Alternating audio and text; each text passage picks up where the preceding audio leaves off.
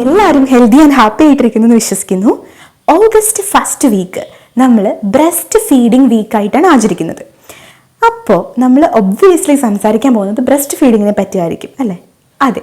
പക്ഷേ കൺവെൻഷനലി എപ്പോഴും കേട്ട് വരാറുള്ള ബ്രസ്റ്റ് ഫീഡിങ്ങിൻ്റെ ഇമ്പോർട്ടൻസിനെ പറ്റിയിട്ടോ ബ്രസ്റ്റ് ഫീഡിങ് ടെക്നിക്സിനെ പറ്റിയിട്ടോ ഒന്നുമല്ല ഞാൻ സംസാരിക്കുന്നത്.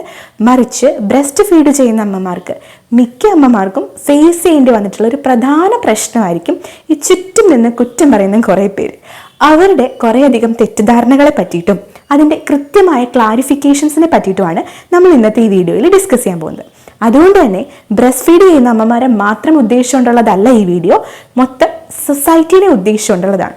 തീർച്ചയായിട്ടും ഇത് നിങ്ങൾ എൻഡ് വരെ കണ്ടിട്ട് അഭിപ്രായം പറയണം. സോ ഫസ്റ്റ് പോയിന്റിലേക്ക് നമുക്ക് ഡയറക്റ്റ് ആയിട്ട് പോവാം. ഒന്നാമത്തെ കാര്യം എന്ന് പറയുന്നത്, ഈ ബ്രസ്റ്റ് ഫീഡിംഗ് എന്ന് പറയുന്നത് വളരെ എളുപ്പമായിട്ടുള്ളൊരു കാര്യമല്ലേ, എല്ലാവരും ചെയ്യുന്ന കാര്യമല്ലേ, പിന്നെ നിനക്ക് മാത്രം എന്താ പറ്റാത്തത്?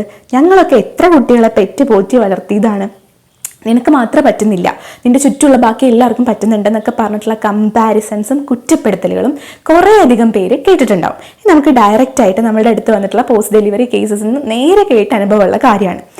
പക്ഷേ the clear fact behind this എന്ന് പറയുന്നത് എന്താണെന്ന് ചോദിച്ചാൽ, പഴയ ഒരു കാലഘട്ടവും ഇപ്പോഴത്തെ കാലഘട്ടവും തമ്മിൽ നല്ല വ്യത്യാസമുണ്ട്. പണ്ടെന്ന് പറയുന്നത് കൂട്ടുകുടുംബത്തിലൊക്കെ ജീവിച്ചിരുന്നപ്പോഴും, ഇനി അല്ലെങ്കിൽ തന്നെ കുറച്ചും കൂടി നമ്മൾ ഫാമിലിയലായിട്ട് ഇതിന് മുന്നേ തന്നെ കുറേയധികം പേര് ബ്രസ്റ്റ് ഫീഡ് ചെയ്യുന്നതും കുഞ്ഞുങ്ങളെ നോക്കി വളർത്തുന്നതൊക്കെ കണ്ടും കുഞ്ഞുങ്ങളെ എടുത്തും ഒക്കെ പരിചയമുള്ളവരായിരുന്നു മുൻപത്തെ ഒരു തലമുറ എന്ന് പറയുന്നത്. ഇപ്പോൾ നമ്മൾ ന്യൂക്ലിയർ ഫാമിലിയിലേക്ക് മാറിക്കഴിയുമ്പോൾ ചിലപ്പോൾ നമ്മൾ ഹാൻഡിൽ ചെയ്യുന്ന അത്രയും ചെറിയൊരു കുഞ്ഞെന്ന് പറയുന്നത് നമ്മുടെ സ്വന്തം കുഞ്ഞായിരിക്കും. ഫസ്റ്റ് ടൈം അതിനെ എടുക്കുമ്പോൾ, ഫസ്റ്റ് ടൈം ബ്രസ്റ്റ് ഫീഡ് ചെയ്യുമ്പോൾ ആർക്കാണെങ്കിലും കുറച്ച് തെറ്റുകളൊക്കെ പറ്റും അല്ലേ? നമ്മൾ ആദ്യമായിട്ട് നടക്കാൻ ശ്രമിക്കുമ്പോൾ നമ്മൾ ആദ്യം 1-2 പ്രാവശ്യം വീണതിന് ശേഷമല്ലേ കൃത്യമായിട്ട് നടക്കാൻ പഠിക്കുന്നത്. ഇതിൽ അത്രയേ ഉള്ളൂ. ആദ്യം തന്നെ എല്ലാവരും സ്കിൽഫുൾ ആയിട്ട് ബ്രസ്റ്റ് ഫീഡ് ചെയ്യണമെന്നില്ല. ഇത് നിങ്ങളെ മാത്രം ബാധിക്കുന്ന ഒരു പ്രശ്നമല്ല. ഇങ്ങനത്തെ സെയിം പ്രോബ്ലം ഫേസ് ചെയ്യുന്ന ഒരുപാട് പേര് ഉണ്ട്. ഓക്കെ, അപ്പോൾ അതിൽ ഈ കൂടെ നിൽക്കുന്നവർ ഇങ്ങനെ നിനക്ക് മാത്രം പറ്റുന്നില്ല, നിനക്ക് കുഞ്ഞിനോട് സ്നേഹമില്ലാത്തത് കൊണ്ടാണ്, അങ്ങനെയാണ് ഇങ്ങനെയാണെന്ന് പറഞ്ഞവരെ കുറ്റപ്പെടുത്തി വീണ്ടും നെഗറ്റീവ് തോട്ട്സ് ഉണ്ടാക്കാതെ മറിച്ച് അവരെ പോസിറ്റീവായിട്ട് സപ്പോർട്ട് ചെയ്യുകയാണ് വേണ്ടത്. നിന്നെ കൊണ്ട് പറ്റും, ഓക്കെ, ഇത് സ്റ്റാർട്ടിങ് അല്ലേ, അതിൻ്റെ പ്രശ്നമാണ്, കൃത്യമായിട്ട് ഇങ്ങനെയൊക്കെയാണ് ബ്രസ്റ്റ് ഫീഡ് ചെയ്യേണ്ടതെന്ന് വേണമെങ്കിൽ പറഞ്ഞു കൊടുക്കാം. അറിയാമെങ്കിൽ പറഞ്ഞു കൊടുക്കാം, ഇല്ലെങ്കിൽ കൃത്യമായിട്ട് ലാക്ടേഷൻ കൺസൾട്ടൻസ് ഉണ്ടാവും, അതല്ലെങ്കിൽ നിങ്ങളുടെ ഡെലിവറി കെയർ ചെയ്യുന്ന ഡോക്ടേഴ്സ് ഉണ്ടാവും. അവർ നിങ്ങൾക്ക് കൃത്യമായിട്ട് എങ്ങനെയാണ് ബ്രസ്റ്റ് ഫീഡ് ചെയ്യേണ്ടതെന്നുള്ള കാര്യങ്ങൾ പറഞ്ഞു തരും. സോ അതിനനുസരിച്ച് ബ്രസ്റ്റ് ഫീഡ് ചെയ്താൽ മതി. ഗ്രാജുവലി ചിലപ്പോൾ 1-2 ആഴ്ച എടുത്ത് നിങ്ങൾ അതുമായിട്ട് കറക്റ്റായി നിങ്ങളും കുഞ്ഞും അഡ്ജസ്റ്റഡ് ആയി കഴിയുമ്പോൾ ഈ ഒരു പ്രശ്നം അങ്ങ് മാറാനുള്ളതേ ഉള്ളൂ. പക്ഷേ ഈ ഒരു ക്രൂഷ്യൽ ഫേസിൽ ഇങ്ങനെ കയറി നെഗറ്റീവ് കമൻസ് പറഞ്ഞു കഴിഞ്ഞാൽ തീർച്ചയായിട്ടും ഈ അമ്മമാർക്ക് എന്ത് പറ്റും, ഉള്ളിൻ്റെ ഉള്ളിൽ ആ ഒരു നെഗറ്റീവ് ഫീലിംഗ് ആയിരിക്കും ഉണ്ടാകുന്നത്. അത് അവരെ മാനസികമായിട്ട് ബാധിക്കും. ഈ മാനസികമായിട്ടുണ്ടാകുന്ന സ്ട്രെസ് എന്ന് പറയുന്നത്, ഒന്ന് ബ്രസ്റ്റ് മിൽക്കിന്റെ പ്രൊഡക്ഷൻ കുറയുന്നതിനൊരു കാരണമാകും, രണ്ടാമത് പോസ്റ്റ്പാർട്ടം ഡിപ്രഷൻ പോലെയുള്ള വലിയ പ്രശ്നങ്ങൾക്കും കാരണമായിരിക്കും. സോ ഒരിക്കലും ഇത്തരത്തിലുള്ള കമ്പാരിസൺസും നെഗറ്റീവ് കമൻസും പറയാതിരിക്കുക. രണ്ടാമത്തെ ഒരു തെറ്റിദ്ധാരണയാണ്, പണ്ടത്തെ അപേക്ഷിച്ച് ഇപ്പോൾ അത് കുറച്ചൊക്കെ ഒന്ന് കുറഞ്ഞിട്ടുണ്ട്, എന്നാൽ പോലും ആദ്യം ഉണ്ടാവുന്ന പാലിലെ ഫസ്റ്റ് മിൽക്ക്, അതായത് കൊളസ്ട്രം, അത് കുഞ്ഞിന് കേടാണ്, അത് കണ്ടാൽ തന്നെ അറിയില്ലേ, മഞ്ഞ നിറത്തിൽ കൊഴുത്തിട്ടുള്ള ആ പാല്, അതൊരിക്കലും കുഞ്ഞിന് കൊടുക്കാൻ പാടില്ല എന്ന് പറഞ്ഞ് ഉപദേശിക്കുന്ന കുറേ തലമൂത്ത അമ്മമാരുണ്ടാവും. പക്ഷേ അത് തെറ്റാണ്. കാരണം ഈ കൊളസ്ട്രത്തിൻ്റെ മറ്റൊരു പേരെന്താണെന്നറിയോ? It's called liquid gold. ഇതിന് ഗോൾഡ് എന്ന് വിളിക്കാൻ തന്നെ കാരണം അതിൻ്റെ അത്രയും പ്രഷ്യസ് വാല്യൂസ് ഉള്ളതുകൊണ്ടാണ്. എന്താണതെന്ന് പറഞ്ഞുതരാം. നമ്മളുടെ കൊളസ്ട്രം എന്ന് പറയുന്നത് പ്രഗ്നൻസിയിൽ തന്നെ പ്രൊഡക്ഷൻ സ്റ്റാർട്ട് ചെയ്യുന്നതാണ്. നിങ്ങളുടെ ഡെലിവറിക്ക് ശേഷം ആദ്യത്തെ 2 മുതൽ 4 ദിവസം വരെ കൊളസ്ട്രം തന്നെയാണ് വരുന്നത്. കൊളസ്ട്രത്തിലെ മഞ്ഞ നിറത്തിന് കാരണം അതിലടങ്ങിയിട്ടുള്ള വൈറ്റമിൻ എ ആണ്. ഈ വൈറ്റമിൻ എയുടെ പ്രസൻസ് ഉള്ളത് കൊണ്ട് തന്നെ അത് കുഞ്ഞിൻ്റെ സ്കിൻ ഡെവലപ്മെൻറ്റിനും അതിൻ്റെ വിഷൻ്റെ ഡെവലപ്മെൻറ്റിനും ഒക്കെ ഒത്തിരി പങ്ക് വഹിക്കുന്നുണ്ട്. അത് കൂടാതെ അതിൽ ഒരുപാട് ഇമ്മ്യൂണോ ഗ്ലോബുലിൻസ് അടങ്ങിയിട്ടുണ്ട്. എന്ന് പറഞ്ഞാൽ കുഞ്ഞിൻ്റെ ഇമ്മ്യൂൺ സിസ്റ്റം ഡെവലപ്പ് ചെയ്യാൻ അമ്മയിൽ നിന്നും നേരിട്ട് കുഞ്ഞിലേക്ക് എത്തുന്ന കുറേ പാസീവ് ഇമ്മ്യൂണിറ്റി ഫാക്ടേഴ്സ് അതിലുണ്ട്.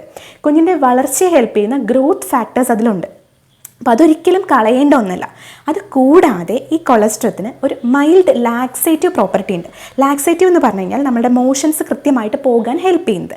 അപ്പോൾ കുഞ്ഞിൻ്റെ ആദ്യത്തെ മലം, മെക്കോണിയം എന്ന് വിളിക്കുന്ന കുഞ്ഞിൻ്റെ ആദ്യത്തെ മലം പോകുന്നതിനും അതുവഴി തദ്വാര എന്നൊക്കെ പറയുന്നത് പോലെ കുഞ്ഞിൻ്റെ ശരീരത്തിൽ എക്സസ് ആയിട്ടിരിക്കുന്ന ബിലിറൂബിൻ ഉണ്ടല്ലോ, അത് കുഞ്ഞിന് മഞ്ഞപ്പ് ഉണ്ടാവാൻ കാരണമായിട്ടുള്ള ബിലിറൂബിൻ, ഈ ബിലിറൂബിനൊക്കെ എക്സസ് ഉണ്ടെങ്കിൽ ഒരു പരിധിവരെ കുഞ്ഞിൻ്റെ ശരീരത്തിൽ നിന്ന് എക്സ്ക്രീറ്റ് ചെയ്ത് കളയാനും ഈ കൊളസ്ട്രം ഹെൽപ്പ് ചെയ്യും.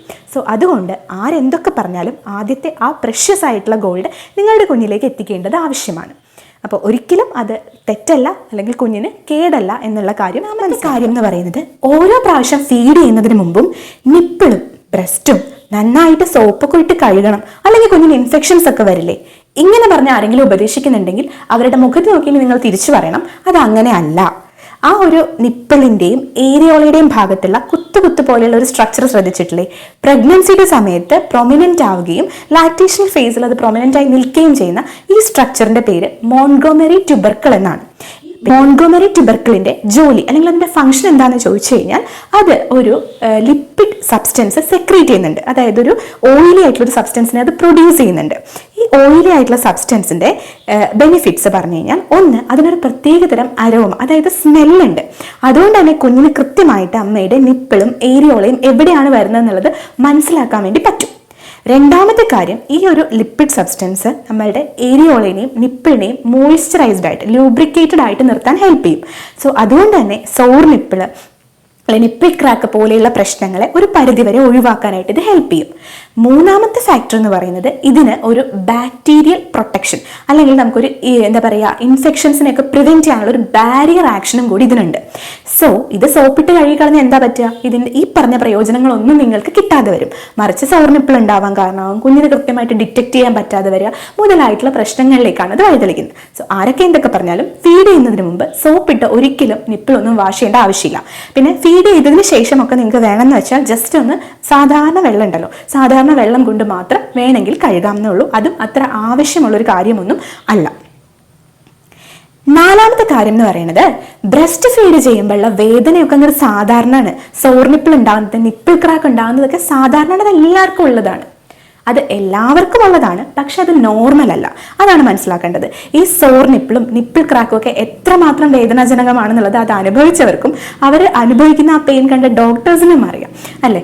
അപ്പോൾ ഈ സോർ നിപ്പിൾ എന്നൊക്കെ പറയുന്നത് ആദ്യം നമ്മൾ ഫസ്റ്റ് ഫീഡൊക്കെ ചെയ്യുമ്പോൾ ഉള്ളൊരു ചെറിയ ഡിസ്കംഫർട്ടും പ്രശ്നങ്ങളും ഒക്കെ ചെറിയൊരു രീതിയിൽ എല്ലാവർക്കും ഉണ്ടായേക്കാം. പക്ഷേ അല്ലാതെ നിങ്ങൾക്കത് കണ്ടിന്യൂസ് ആയിട്ട് നിൽക്കുന്നുണ്ടെങ്കിൽ അതിന്റെ പ്രധാനപ്പെട്ട കാരണം നിങ്ങൾ കുഞ്ഞിനെ ലാച്ച് ചെയ്തേക്കുന്ന ആ പ്രോസസ്സ് കൃത്യമായിട്ടല്ല എന്നുള്ളതാണ് ഏറ്റവും പ്രധാനമായിട്ടുള്ള കാരണം. മറ്റു കാരണങ്ങളും ഉണ്ട്, എന്നാലും ബ്രസ്റ്റ് ഫീഡിംഗ് ഫേസിലെ ഏറ്റവും കോമൺ ആയിട്ടുള്ള കാരണം എന്ന് പറയുന്നത് ലാച്ചിങ് പ്രോപ്പർ അല്ലാത്തതാണ്. രണ്ടാമത്തെ കാരണം എന്ന് പറയുന്നത്, നിങ്ങൾ യൂസ് ചെയ്യുന്ന ഡ്രസ്സസ്, അതായത് എസ്പെഷ്യലി ബ്രാ ഒക്കെ ടൈറ്റ് ആണെങ്കിൽ, പിന്നെ അലർജിക് ആയിട്ടുള്ള ക്ലോത്ത് മെറ്റീരിയൽ കൊണ്ടുള്ളതാണെങ്കിലൊക്കെ ഈ സോർ നിപ്പിൾ ഉണ്ടാകാം. പിന്നെ നമ്മൾ നേരത്തെ പറഞ്ഞതുപോലെ നിപ്പിൾസിൽ നിന്നുള്ള ലൂബ്രിക്കേഷൻ ഒന്നും പ്രോപ്പർ അല്ലെങ്കിലും സോർ നിപ്പിൾ ഉണ്ടാവാനുള്ള കാരണമുണ്ട്. അപ്പോൾ സോർ നിപ്പിൾ ഉണ്ടെങ്കിൽ അത് എല്ലാവർക്കും ഉള്ളതാണെന്ന് പറഞ്ഞാൽ ആ വേദന നിങ്ങൾ സഹിക്കേണ്ട ആവശ്യമില്ല. തീർച്ചയായിട്ടും നിങ്ങളുടെ ഡോക്ടറുമായിട്ട് തുറന്ന് സംസാരിക്കുക. അതിനുള്ള പരിഹാരം എന്താണെന്ന് വെച്ചാൽ അവർ നിർദ്ദേശിക്കുന്ന പ്രകാരം ചെയ്യുകയാണ് ചെയ്യേണ്ടത്. അല്ലാതെ അത് എല്ലാവർക്കും ഉള്ളതാണെന്ന് പറഞ്ഞാൽ ആ വേദന നിങ്ങൾ സഹിച്ചിരിക്കേണ്ട ഒരു ആവശ്യവും ഇല്ല.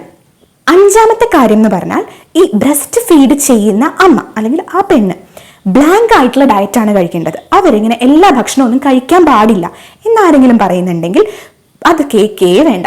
ബിക്കോസ് നിങ്ങൾ റെഗുലറായിട്ട് കഴിക്കുന്ന ഫുഡ് എന്താണോ അത് നിങ്ങൾക്ക് കഴിക്കാം. നിങ്ങൾ മൈൻഡിൽ വെക്കേണ്ട ഒരേ ഒരു കാര്യം എന്ന് പറഞ്ഞാൽ, നിങ്ങൾ കഴിക്കുന്ന ആഹാരം നിങ്ങൾക്കും നിങ്ങളുടെ കുഞ്ഞിനും ആവശ്യമുള്ള എല്ലാ ഘടകങ്ങളെയും പ്രദാനം ചെയ്യുന്നതായിരിക്കണം. സോ അത് ഹെൽത്തി ആയിരിക്കണം, വൃത്തിയുള്ളതായിരിക്കണം, ന്യൂട്രീഷ്യസ് ആയിരിക്കണം, ബാലൻസ്ഡ് ആയിരിക്കണം. അല്ലാതെ ബ്ലാങ്ക് ആയിട്ട് കഞ്ഞി മാത്രമേ കുടിക്കാൻ പാടുള്ളൂ അങ്ങനത്തെ ഒരു കാര്യമൊന്നുമില്ല. പിന്നെ നമ്മൾ ആദ്യം എന്തിനാണ് ഡയറ്ററി റെസ്ട്രിക്ഷൻ പറയുന്നതെന്ന് ചോദിച്ചു കഴിഞ്ഞാൽ, ആദ്യം ഡെലിവറിക്ക് ശേഷം സൂൺ ആഫ്റ്റർ ഡെലിവറി നമ്മളുടെ ഡൈജഷൻ പ്രോപ്പറായിട്ട് ഉണ്ടാവില്ല.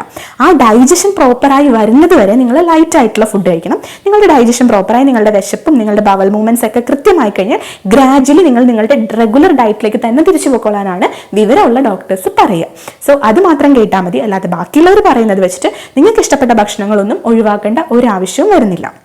ആറാമത്തെ ഒരു ഫാക്ടർ എന്ന് പറയുന്നത് ഫോർമുല മിൽക്കില്ലേ, ഫോർമുല മിൽക്ക്. ഈ ഫോർമുല മിൽക്ക് ബ്രസ്റ്റ് മിൽക്കിന് ഈക്വൽ ആണ്. ഒരിക്കലും അല്ല. കുറച്ചെങ്കിലും ബോധമുള്ളവർക്ക് അത് അറിയായിരിക്കും. അത് ഒരിക്കലും ഈക്വൽ അല്ല, അതൊരു ആൾട്ടർനേറ്റീവ് ആണ്. തീർച്ചയായിട്ടും ബ്രസ്റ്റ് ഫീഡ് ചെയ്യാൻ പറ്റാത്ത അമ്മമാർക്ക് ഒരു അനുഗ്രഹം തന്നെയാണ് ഫോർമുല മിൽക്ക്. അങ്ങനെയുള്ള സിറ്റുവേഷൻസിൽ നമുക്ക് ആൾട്ടർനേറ്റീവ് ആയിട്ട് പറയുന്നതാണ് ഫോർമുല മിൽക്ക്. എങ്കിലും അത് ഒരിക്കലും ബ്രസ്റ്റ് മിൽക്കിന് പകരമാകുന്നില്ല.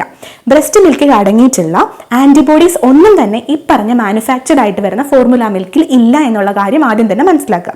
അതുകൊണ്ട് നിങ്ങൾക്ക് കുഞ്ഞിനെ ബ്രസ്റ്റ് ഫീഡ് ചെയ്യാൻ പറ്റുന്ന ഒരു സാഹചര്യം ഉണ്ടെങ്കിൽ ബ്രസ്റ്റ് മിൽക്കിനേക്കാൾ സുപ്പീരിയർ ആണെന്നോ അല്ലെങ്കിൽ അതിന്റെ ഒപ്പമാണ് ഈ ഫോർമുല മിൽക്ക് എന്നോ വിചാരിച്ചിട്ട് അതൊരിക്കലും നിങ്ങൾ കുഞ്ഞിന് വേണ്ടിയിട്ട് പ്രിഫർ ചെയ്യരുത്. അതുപോലെ നിങ്ങൾക്ക് പാല് കുറവായിരിക്കുന്ന ഒരു സാഹചര്യത്തിൽ, അതായത് ചിലപ്പോൾ കുറവാണെന്ന് നിങ്ങൾ വിചാരിച്ചുകൊണ്ടൊക്കെ ഫോർമുല മിൽക്കിലേക്ക് മാറിക്കഴിഞ്ഞാൽ ഉള്ളൊരു പ്രശ്നം എന്ന് പറഞ്ഞാൽ കുഞ്ഞിൻ്റെ ഡിമാൻഡിനെ മീറ്റ് ചെയ്യാനായിട്ട് ഈ ഫോർമുല മിൽക്കിനെ കൊണ്ട് പറ്റുന്നു, അതിൻ്റെ വിശപ്പ് വരുന്നുണ്ട്. സോ ആ ഡിമാൻഡ് കുറയുന്നതനുസരിച്ച് നമ്മളുടെ ബ്രസ്റ്റ് മിൽക്ക് പ്രൊഡക്ഷനും കുറയും. കാരണം ഈ ബ്രസ്റ്റ് മിൽക്ക് പ്രൊഡക്ഷൻ സംഭവിക്കുന്ന ആ ഒരു റിഫ്ലക്സ് എന്ന് പറയുന്നത് കുഞ്ഞ് എത്രമാത്രം അത് സക്ക് ചെയ്യുന്നുണ്ടോ അതിനനുസരിച്ചിട്ടാണ് പ്രൊഡക്ഷൻ കൂടുന്നത്. അപ്പോൾ അവിടെ ഒരു ആൾട്ടർനേറ്റീവിന് നിങ്ങൾ പോകുമ്പോൾ വീണ്ടും ബ്രസ്റ്റ് മിൽക്ക് പ്രൊഡക്ഷൻ കുറയാൻ മാത്രമാണ് അത് ഹെൽപ്പ് ചെയ്യുള്ളൂ. സോ അതൊന്ന് മൈൻഡിൽ വെക്കുക. പിന്നെ ഇത് ഇങ്ങനെ ഒരു ഡിഫറൻസ് ഉണ്ട്, അത് ഈക്വൽ ഒന്നും അല്ല എന്നുള്ള കാര്യം ഓർത്ത് വെക്കുക. പിന്നെ ഉള്ളൊരു കാര്യമാണ് കോമ്പിനേഷൻ ഫീഡ്. അതും പലപ്പോഴും എന്ന് വെച്ച് കഴിഞ്ഞാൽ നിങ്ങൾ ബ്രസ്റ്റ് ഫീഡ് ചെയ്യുന്നുണ്ടാവും, അതിൻ്റെ ഒപ്പം കുഞ്ഞിനത് തികയുന്നുണ്ടാവില്ല എന്നുള്ളൊരു മിഥ്യാധാരണയിൽ ഈ ചുറ്റും നിൽക്കുന്നവരുടെ ഉപദേശത്തിലും വഴങ്ങി പലപ്പോഴും ഫോർമുല ഫീഡ് നിങ്ങൾക്ക് കുഞ്ഞിന് കൊടുക്കേണ്ടി വരും. അതിൻ്റെ ഒരു ആവശ്യമില്ല, അത് പലപ്പോഴും ഓവർ ഫീഡിലേക്കാണ് കൊണ്ടെത്തിക്കുക. പിന്നെ നമ്മൾ നേരത്തെ പറഞ്ഞതുപോലെ തന്നെ ബ്രസ്റ്റ് മിൽക്ക് പ്രൊഡക്ഷൻ കുറയാനും അത് കാരണമായിരിക്കാം. സോ അപ്പോൾ തന്നെ നിങ്ങൾക്ക് അറിയായിരിക്കും അടുത്തൊരു പ്രശ്നം എന്ന് പറഞ്ഞാൽ നിനക്ക് ആവശ്യത്തിന് പാലൊന്നും ഇല്ല, നിനക്ക് കുഞ്ഞിനോടൊരു സ്നേഹവും ഇല്ല, ദേ അതിൻ്റെ വിശപ്പൊന്നും മാറുന്നില്ല, അത് കണ്ടിന്യൂസ് ആയിട്ട് കരഞ്ഞുകൊണ്ടിരിക്കുകയാണ്, അതിന് വിശക്കുന്നത് കൊണ്ടാണ് എന്നൊക്കെ പറഞ്ഞ ഒരു കംപ്ലൈൻ്റ് ആയിരിക്കും ചിലപ്പോൾ നിങ്ങൾ ഏറ്റവും കൂടുതൽ ഫേസ് ചെയ്തിട്ടുണ്ടാവുന്നത്. ഈ ബ്രസ്റ്റ് മിൽക്ക് കുറവാണോ അല്ലേ എന്നുള്ളത് നിങ്ങളുടെ ബ്രസ്റ്റിൻ്റെ സൈസ് വെച്ചിട്ടോ, അതായത് വലിയ ബ്രസ്റ്റ് ഉള്ളവർക്ക് കുറേ പാലുണ്ടായിരിക്കും, ബ്രസ്റ്റ് ചെറുതാണെങ്കിൽ ഫ്ലാറ്റ് ആയിട്ടുള്ള ചെസ്റ്റ് ഉള്ളവർക്ക് പാലുണ്ടാവില്ല, നിപ്പിളിൻ്റെ സൈസ് അനുസരിച്ചിട്ടും ഇങ്ങനെ ഒന്നുമല്ല കുഞ്ഞിന് സഫീഷ്യൻ്റ് ആയിട്ടുള്ള അളവിൽ പാല് കിട്ടുന്നുണ്ടോ ഇല്ലയോ എന്നുള്ളത് നമ്മൾ ഡിസൈഡ് ചെയ്യുന്നത്. അതിനുള്ള കുറച്ച് കാര്യങ്ങൾ ഞാൻ പറഞ്ഞുതരാം. അതായത് നിങ്ങൾ ഫീഡ് ചെയ്തുകൊണ്ടിരിക്കുമ്പോൾ കുഞ്ഞ് കരയുന്നു, ആ സമയത്ത് നിങ്ങൾ ഫീഡ് ചെയ്യാൻ എടുക്കുമ്പോൾ കുഞ്ഞ് ആദ്യം തന്നെ സക്ക് ചെയ്തിട്ട് സ്വാളോ ചെയ്യാനായിട്ട് സ്റ്റാർട്ട് ചെയ്യുമല്ലോ. അപ്പം ആദ്യത്തെ സക്കിംഗ് എന്ന് പറയുന്നത് കുറച്ച് റാപ്പിഡ് ആയിരിക്കും, അത് കുറച്ച് സ്പീഡിലായിരിക്കും ആദ്യത്തെ 1-2 പ്രാവശ്യം സക്ക് ചെയ്യുന്നത്. അതിനുശേഷം അതിന് പാല് കറക്റ്റായിട്ട് കിട്ടിക്കഴിയുമ്പോൾ ആ ഒരു പൊസിഷനിൽ കുഞ്ഞ് കംഫർട്ടബിൾ ആയിട്ട് ഇരിക്കുകയും പിന്നെ അത് ലോങ് ആയിട്ടുള്ളൊരു റിഥമിക്, അതായത് താളത്തിൽ അതിങ്ങനെ പാല് വലിച്ചു കുടിക്കുന്നത് നിങ്ങൾക്ക് ഫീൽ ചെയ്യാൻ പറ്റും. കുഞ്ഞ് ആ പാല് വിഴുങ്ങുന്നത് നിങ്ങൾക്ക് ചിലപ്പോൾ ശബ്ദം കേൾക്കാനായിട്ട് പറ്റും, അമ്മയ്ക്ക് ആ ശബ്ദം കേൾക്കാനായിട്ട് പറ്റും. പിന്നെ ഓരോ പ്രാവശ്യം കുഞ്ഞ് പാല് വലിച്ചെടുത്ത് കഴിയുമ്പോൾ കുഞ്ഞിൻ്റെ കവിള് പാലുള്ളത് കൊണ്ട് അത് വെറുതെ, അതായത് നമ്മൾ ഒന്നും ഇല്ലാത്തപ്പോൾ വായു ആണ് ഉള്ളതെങ്കിൽ അതെങ്ങനെയായിരിക്കും, ഹോളോ ആയിട്ടായിരിക്കും ഉണ്ടാവുന്നത്, ഒന്നും ഇല്ലാത്ത ഫീലായിരിക്കും. അതിന് പകരം കുഞ്ഞിൻ്റെ കവിളിൽ എന്തോ ഉണ്ട് എന്നുള്ളൊരു ഫീൽ നിങ്ങൾക്ക് കിട്ടുന്നുണ്ടാവും, കുഞ്ഞ് പാല് വീഴുന്നുണ്ടാവും. അതുപോലെ തന്നെ കുറച്ച് സമയം കഴിയുമ്പോൾ കുഞ്ഞിന് ആവശ്യത്തിനുള്ള ഫീഡ് കിട്ടിക്കഴിയുമ്പോൾ അത് തന്നെത്താനെ ബ്രസ്റ്റ് നിപ്പിൾ വിടുന്നതായിട്ട് നിങ്ങൾക്ക് കാണാൻ പറ്റും. പിന്നെ കുഞ്ഞ് ടോട്ടലി ഒരു കംഫർട്ടബിൾ സാറ്റിസ്ഫൈഡ് ആയിട്ടുള്ള ഒരു മൂഡിലായിരിക്കും ചിലപ്പോൾ കിടന്ന് ഉറങ്ങുന്നുണ്ടാവും. അങ്ങനെ 1.5 മണിക്കൂർ മുതൽ 3 മണിക്കൂർ വരെ കുഞ്ഞ് സാറ്റിസ്ഫൈഡ് ആയിട്ട് കിടന്ന് ഉറങ്ങുന്നുണ്ടാവും. ഇനി ഉറങ്ങി എണീറ്റാലും ആ സമയത്ത് കുഞ്ഞിങ്ങനെ തളർന്നിട്ടൊന്നും ഉണ്ടാവും, നല്ല അലേർട്ടായിട്ട് നല്ല ആക്റ്റീവ് ആയിട്ടുള്ള രീതിയിലാണ് കുഞ്ഞ് ഉണ്ടാവുന്നത്. അപ്പോൾ ഇങ്ങനെയൊക്കെ കണ്ടു കഴിഞ്ഞാൽ അതിന് ആവശ്യമുള്ള ഫീഡ് കിട്ടുന്നുണ്ടെന്ന് ഉറപ്പുവരുത്താം. പിന്നെ നമ്മളൊരു ഡേ മൊത്തം നോക്കാനാണെങ്കിൽ കുഞ്ഞ് ഈ പറഞ്ഞതുപോലെ 1.5 മുതൽ 3 മണിക്കൂർ വരെ കിടന്ന് ഉറങ്ങുന്നുണ്ടെങ്കിൽ, പിന്നെ അത് 6 to 7 ടൈംസ് എങ്കിലും യൂറിൻ പാസ് ചെയ്യുന്നുണ്ടെങ്കിൽ, ഇപ്പം നാപ്കിൻസ് ആണ് യൂസ് ചെയ്യുന്നതെങ്കിൽ ചിലപ്പോൾ നമുക്ക് കൃത്യമായിട്ട് അത് മനസ്സിലാക്കാൻ പറ്റില്ല, നല്ല നാപ്കിൻ ബെറ്റ് ആണോ എന്നുള്ള കാര്യങ്ങളൊക്കെ നിങ്ങൾക്ക് ചെക്ക് ചെയ്യാൻ പറ്റും. അപ്പോൾ അങ്ങനെ 6 to 7 ടൈംസ് എങ്കിലും കുഞ്ഞ് യൂറിൻ പാസ് ചെയ്യുന്നുണ്ടോ എന്ന് നോക്കുക, കുഞ്ഞ് മലം അതായത് സ്റ്റൂൾസ് പാസ് ചെയ്യുന്നുണ്ടോ എന്ന് നോക്കുക. പിന്നെ ഓവറോൾ ആയിട്ട് നമുക്ക് നോക്കാൻ പറ്റുന്ന ഒരു കാര്യം എന്ന് പറഞ്ഞാൽ കുഞ്ഞിൻ്റെ വെയിറ്റ് കൂടുന്നുണ്ടോ എന്നുള്ളതാണ്. അതിലും വളരെ ഇമ്പോർട്ടൻ്റ് ആയിട്ടുള്ളൊരു പോയിന്റ് ഹൈലൈറ്റ് ചെയ്ത് പറയുകയാണ്, എത്ര ഹെൽത്തി ആയിട്ടുള്ള ബേബി ആണെങ്കിലും നിങ്ങൾ എത്ര സഫീഷ്യൻ്റ് ആയിട്ടാണ് ബ്രസ്റ്റ് ഫീഡ് ചെയ്യുന്നതെങ്കിലും, നിങ്ങൾ നോർമലായിട്ട് തന്നെ ഫീഡ് ചെയ്യുകയാണെങ്കിലും ആദ്യത്തെ 2 ആഴ്ച നോർമൽ ബർത്ത് വെയിറ്റിൽ നിന്നും കുഞ്ഞിൻ്റെ വെയിറ്റ് കുറയുകയാണ് ചെയ്യുന്നത്. ആ 2 ആഴ്ചയ്ക്ക് ശേഷമാണ് കുഞ്ഞിൻ്റെ വെയിറ്റ് ഗ്രാജുവലായിട്ട് സ്റ്റഡി ആയിട്ട് ഇങ്ങനെ ഗെയിൻ ആവാൻ തുടങ്ങുന്നത്. അപ്പം ആ ഒരു പീരീഡിലാണ് പലപ്പോഴും അമ്മമാരത് ഈ കുറ്റം കേൾക്കേണ്ടി വരുന്നത്. ഇതേ കണ്ടില്ലേ കുഞ്ഞുങ്ങൾ വെയിറ്റ് കുറഞ്ഞു വരികയാണ്, നീ പാല് കൊടുക്കാത്തത് കൊണ്ടാണെന്നൊക്കെ പറയാൻ കുറേ പേരുണ്ടാവും. അപ്പം അവരോട് ഇത് കൃത്യമായിട്ട് പറഞ്ഞ് മനസ്സിലാക്കി കൊടുക്കുക. നിങ്ങൾക്ക് ഡയറക്റ്റ് ആയിട്ട് പറയാൻ പറ്റണില്ലെങ്കിൽ വീഡിയോ അയച്ചു കൊടുത്തിട്ട് അതങ്ങ് കാണാൻ പറയുക. ഈ ഒരു ഗ്രാജുവൽ ആയിട്ടുള്ള കുഞ്ഞിന് വെയിറ്റ് ഗെയിൻ ഒക്കെ വരുന്നുണ്ട്, കുഞ്ഞിൻ്റെ വളർച്ചയൊക്കെ പ്രോപ്പർ ആണെങ്കിൽ നിങ്ങളുടെ പാല് സഫീഷ്യൻ്റ് ആണ്. ഇനി എല്ലായ്പ്പോഴും ചിലപ്പോൾ പാല് സഫീഷ്യൻ്റ് ആയിക്കൊള്ളണമെന്നില്ല. ഓക്കെ, അപ്പം നമുക്ക് പാല് കുറവുള്ള ചില സിറ്റുവേഷൻസ് ഉണ്ടായിരിക്കും. അപ്പോഴും നമ്മൾ കൺസൾട്ടൻറ്റുമായിട്ട് തന്നെ സംസാരിക്കുക. അപ്പോൾ അതിൻ്റെ എന്താ പറയുക പ്രശ്നങ്ങൾ അവർ പരിഹരിച്ച് അതിന് മെഡിസിൻസ് ആണ് ആവശ്യമെങ്കിൽ അത്, അല്ലെങ്കിൽ സപ്ലിമെൻറ്റ്സ് ആണെങ്കിൽ അത്, അല്ലെങ്കിൽ ഡയറ്ററി ചേഞ്ചസ് ആണ് വേണ്ടതെങ്കിൽ അത് നമ്മൾ സജസ്റ്റ് ചെയ്യുന്നുണ്ടാവും. അതിനനുസരിച്ച് നിങ്ങൾ ആ മാറ്റമാണ് വരുത്തേണ്ടത്, വേറെ ഒന്നുമല്ല. വളരെ ഇമ്പോർട്ടൻ്റ് ആയിട്ടുള്ള ഒരു ഫാക്ടറാണ്, ഒരു തെറ്റിദ്ധാരണയാണ്. ബ്രസ്റ്റ് ഫീഡ് ചെയ്യുന്ന കുഞ്ഞിന് ആവശ്യത്തിനുള്ള വെള്ളം കിട്ടുന്നുണ്ടാവില്ലല്ലോ, അതുകൊണ്ട് ബ്രസ്റ്റ് ഫീഡ് ചെയ്യുന്നതിൻ്റെ ഒപ്പം തന്നെ അതിനാവശ്യമായിട്ടുള്ള വെള്ളം ഒന്നല്ലെങ്കിൽ സ്പൂൺ കൊണ്ട് കോരി കൊടുക്കുക, അല്ലെങ്കിൽ ബോട്ടിൽ വഴി കൊടുക്കുക. ഇത് എന്തൊരു വിഡ്ഢിത്തരാണെന്നറിയോ? നമ്മുടെ ബ്രസ്റ്റ് മിൽക്കിൻ്റെ കോമ്പോസിഷൻ അനുസരിച്ചിട്ട് നോർമൽ ആയിട്ടുള്ള ബ്രസ്റ്റ് മിൽക്ക്, അതായത് കൊളസ്ട്രോളിന് ശേഷം പിന്നെ ഒരു ട്രാൻസിഷണൽ മിൽക്കാണ് വരുന്നത്, അതും കഴിഞ്ഞിട്ട് 2 ആഴ്ചയ്ക്ക് ശേഷം ഉണ്ടാകുന്ന ശരിക്കുള്ള മെച്യൂർ ആയിട്ടുള്ള ബ്രസ്റ്റ് മിൽക്കിൻ്റെ കോമ്പോസിഷൻ എന്ന് പറയുന്നത് 87 മുതൽ 88% വരെ അതിൻ്റെ കണ്ടന്റ് വെള്ളമാണ്. ഇനി വേറെ വെള്ളം ആവശ്യമുണ്ടോ? അപ്പോൾ ഈ 88% കഴിച്ച് ബാക്കിയുള്ള ഒരു 3.8 ഫാറ്റും ഒരു 7% മാത്രം കാർബോഹൈഡ്രേറ്റും 1% പ്രോട്ടീനും ബാക്കി കുറച്ച് ഇമ്മ്യൂണോഗ്ലോബുലിൻസും കാര്യങ്ങളൊക്കെയാണ് അതിലുള്ളത്. ഈ 88% വെള്ളമുള്ള ബ്രസ്റ്റ് മിൽക്ക് കുഞ്ഞിന് ആവശ്യമായിട്ടുള്ള ഹൈഡ്രേഷനും കൊടുക്കുന്നുണ്ട്. അതിൽ കവിഞ്ഞൊരു ഹൈഡ്രേഷൻ കുഞ്ഞിന് ആവശ്യമില്ല. സോ അങ്ങനെ ആരെങ്കിലും പറയുന്നുണ്ടെങ്കിലും ഇതാണ് അതിൻ്റെ കൃത്യമായ മറുപടി. അടുത്ത ഒരു തെറ്റിദ്ധാരണ ഞാൻ പറയട്ടെ. നിങ്ങൾക്ക് എന്തെങ്കിലും അസുഖം ഉണ്ടെങ്കിൽ നിങ്ങൾ ബ്രസ്റ്റ് ഫീഡ് ചെയ്യാൻ പാടില്ല. അങ്ങനത്തെ ഒരു കാര്യമില്ല. ചില അസുഖങ്ങളുണ്ട്, ഇല്ലെന്നല്ല. ലൈക്ക് അൺട്രീറ്റഡ് ആയിട്ടുള്ള ട്യൂബർകുലോസിസ്, അതുപോലെ HIV പോലുള്ള കണ്ടീഷൻസ് ഉണ്ടെങ്കിൽ ബ്രസ്റ്റ് ഫീഡിങ് നമ്മൾ അങ്ങനെ പ്രൊമോട്ട് ചെയ്യുന്ന ഒന്നല്ല. സോ അങ്ങനത്തെ ഒരു സിറ്റുവേഷൻ നിങ്ങൾക്ക് ഉണ്ടെങ്കിൽ തീർച്ചയായിട്ടും നിങ്ങളുടെ കൺസൾട്ടൻറ്റ് ഡോക്ടർ നിങ്ങളോടത് പറഞ്ഞിട്ടുണ്ടാവും. അത് ഒഴിച്ചു നിർത്തിയാൽ സാധാരണ ഉണ്ടാകുന്ന ചെറിയ പനിയിലോ ജലദോഷത്തിലോ തലവേദനയിലോ ഒന്നും, അതുപോലെ ബ്രസ്റ്റ് ആപ്സിലോ ഒന്നും നിങ്ങൾ ബ്രസ്റ്റ് ഫീഡിങ് ഒഴിവാക്കേണ്ട ആവശ്യമില്ല. പിന്നെ നിങ്ങൾക്ക് അങ്ങനത്തെ ഒരു കൺഫ്യൂഷൻ ഉണ്ട് എന്നാണെങ്കിൽ നിങ്ങളുടെ പെർട്ടിക്കുലർ കണ്ടീഷനിൽ നിങ്ങളുടെ ഡോക്ടറുമായിട്ട് ഇത് സംസാരിക്കുക. എന്നിട്ട് ഇങ്ങനത്തെ ഒരു സിറ്റുവേഷൻ നിങ്ങൾക്ക് ബ്രസ്റ്റ് ഫീഡ് ചെയ്യാൻ പറ്റുമോ ഇല്ലേ എന്നുള്ളത് കൺഫേം ആക്കുക. എന്നിട്ട് നിങ്ങൾക്ക് തീർച്ചയായിട്ടും ബ്രസ്റ്റ് ഫീഡ് ചെയ്യാം. അതേപോലെ തന്നെ ബ്രസ്റ്റ് ഫീഡ് ചെയ്യുന്ന അമ്മമാർ മെഡിസിൻസ് ഒന്നും കഴിക്കാൻ പാടില്ലെന്ന് പറയും. എല്ലാ മെഡിസിൻസും അങ്ങനെ കഴിക്കാണ്ടിരിക്കേണ്ട ആവശ്യമൊന്നുമില്ല. ചില മെഡിസിൻസിന് ശരിയാണ് കുഞ്ഞിലെ നെഗറ്റീവ് എഫക്ട്സ് ഉണ്ടായിരിക്കും. അത്തരം മെഡിസിൻസിൻ്റെ മുകളിൽ തന്നെ അത് contraindicated during lactational phase എന്നോ അല്ലെങ്കിൽ ലാക്ടേറ്റിംഗ് മദേഴ്സ് ഇത് അവോയ്ഡ് ചെയ്യണം എന്നുള്ളൊരു കാര്യം എഴുതിയിട്ടുണ്ടാവും. അല്ലെങ്കിൽ തീർച്ചയായിട്ടും നിങ്ങളുടെ ഡോക്ടേഴ്സിന് അത് അറിയായിരിക്കും. സോ അതിലൊരു കാര്യം എന്ന് പറഞ്ഞാൽ നിങ്ങൾ എന്തെങ്കിലും കാര്യത്തിൽ നിങ്ങൾ ലാക്ടേറ്റിംഗ് ഫേസിൽ, അതായത് ന്യൂ ബോൺസിൻ്റെ കാര്യം മാത്രമല്ല ഞാൻ പറയുന്നത്, ചിലപ്പോൾ നമ്മൾ 2-3 വയസ്സ് വരെ ഫീഡ് ചെയ്യുന്ന ആൾക്കാരുണ്ടാവുമല്ലോ. അപ്പോൾ നിങ്ങൾ ലാക്ടേറ്റിംഗ് മദർ ആണെങ്കിൽ നിങ്ങളൊരു അസുഖവുമായിട്ടൊരു ഡോക്ടറെ കാണാൻ ചെല്ലുമ്പം തീർച്ചയായിട്ടും നിങ്ങൾ ലാക്ടേറ്റിംഗ് ആണ് എന്നുള്ള കാര്യം പറയുക. നിങ്ങൾ പാല് കൊടുക്കുന്ന ഒരു അമ്മയാണെന്നുള്ള കാര്യം പറയുക. അപ്പോൾ ലാക്ടേഷനിൽ കോൺട്രാ ഇൻഡിക്കേറ്റ് ചെയ്തേക്കുന്ന ഒരു മെഡിസിൻസും ഒരു ഡോക്ടറും നിങ്ങൾക്ക് പ്രിസ്ക്രൈബ് ചെയ്യില്ല. സോ അവർ പ്രിസ്ക്രൈബ് ചെയ്യുന്ന മെഡിസിൻസ് നിങ്ങൾക്ക് ധൈര്യമായിട്ടും കഴിക്കാം, ഈ ഒരു കാര്യം നിങ്ങൾ ഓൾറെഡി പറഞ്ഞിട്ടുണ്ടെങ്കിൽ. അപ്പോൾ അതാണ് അതിൻ്റെ ഒരു ക്ലാരിഫിക്കേഷൻ എന്നുള്ള ഫാക്ടറാണ്. സ്ട്രെസ് ഫ്രീ ആയിട്ടുള്ളൊരു മൈൻഡുള്ള അമ്മയ്ക്ക് മാത്രമേ നന്നായിട്ട് കുഞ്ഞിനെ ടേക്ക് കെയർ ചെയ്യാൻ പറ്റുള്ളൂ, നന്നായിട്ട് ബ്രസ്റ്റ് മിൽക്ക് പ്രൊഡക്ഷൻ ഉണ്ടാവുള്ളൂ. അപ്പോൾ നിങ്ങൾ സ്ട്രെസ് ഫ്രീ ആയിട്ടിരിക്കുക എന്നുള്ളത് അത്രയും ഇമ്പോർട്ടൻ്റ് ആണ്. അപ്പോൾ അതിന് അവരെ അങ്ങനെ സജ്ജമാക്കി നിർത്തുക എന്നുള്ളത് സൊസൈറ്റിയുടെ ഉത്തരവാദിത്വമാണ്. അപ്പോൾ ഈ ഒരു ബ്രസ്റ്റ് ഫീഡിങ് വീക്കിൽ എനിക്ക് തരാനുള്ള ഒരു മെസ്സേജ് എന്ന് പറയുന്നത്, നമ്മൾ as A society breast feed ചെയ്യുന്ന ഓരോ അമ്മമാർക്കും മാനസികമായിട്ടുള്ള സപ്പോർട്ടാണ് കൊടുക്കേണ്ടത്. ഇത്തരത്തിലുള്ള തെറ്റിദ്ധാരണകൾ എന്തെങ്കിലും മനസ്സിലുണ്ടായിരുന്നെങ്കിൽ അതൊക്കെ മാറ്റി നിർത്തി വെറുതെ ഫോഴ്സ് ചെയ്ത് കമ്പയർ ചെയ്ത് അവരുടെ മാനസികാവസ്ഥയെ തകർക്കാതെ ഒന്നെങ്കിൽ മിണ്ടാതെ മാറി നിൽക്കുക, അല്ലെങ്കിൽ സപ്പോർട്ട് ചെയ്യുന്ന തരത്തിൽ മുന്നോട്ട് വരിക. അപ്പോൾ അത്രയേ ഉള്ളൂ. നെക്സ്റ്റ് വീഡിയോയിലൂടെ നമുക്ക് കാണാം. അതുവരേക്കും bye, take care, thank U.